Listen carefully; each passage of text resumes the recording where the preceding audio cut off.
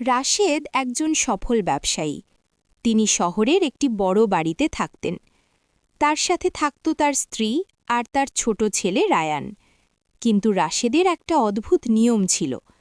তিনি প্রতিদিন রাত ৯টার পর কাউকে তার অফিস রুমে ঢুকতে দিতেন না, এমনকি তার পরিবারকেও না। রায়ান অনেকবার বাবাকে জিজ্ঞেস করেছিল, বাবা, তুমি রাতে ওই রুমে কি করো? রাশেদ শুধু হাসতেন আর বলতেন, একদিন বড় হলে বুঝবে। দিন কেটে যাচ্ছিল। একদিন রাতে হঠাৎ বিদ্যুৎ চলে গেল। পুরো বাড়ি অন্ধকার।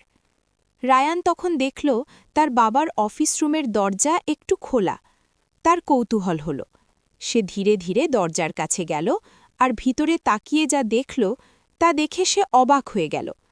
তার বাবা চুপচাপ বসে আছেন। তার সামনে একটা পুরনো ডায়েরি। রাশেদ ধীরে ধীরে ডায়েরির পাতাগুলো পড়ছেন আর মাঝে মাঝে চোখ মুছছেন। পরদিন সকালে রায়ান বাবাকে জিজ্ঞেস করল, বাবা, তুমি রাতে কাঁদছিলে কেন? রাশেদ কিছুক্ষণ চুপ করে রইলেন। তারপর তিনি বললেন, এই ডায়েরিটা আমার বাবার। যখন আমি ছোট ছিলাম, আমি আমার বাবার সাথে খুব খারাপ ব্যবহার করতাম।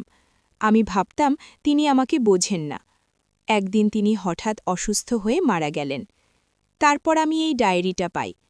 ডায়েরিতে তিনি প্রতিদিন আমার কথা লিখতেন।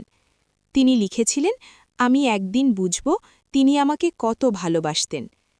রাশেদ ধীরে বললেন, তাই আমি প্রতিদিন রাতে এই ডায়েরি পড়ি, যেন আমি কখনো আমার পরিবারকে অবহেলা না করি। রায়ান চুপ করে বাবার দিকে তাকিয়ে রইল।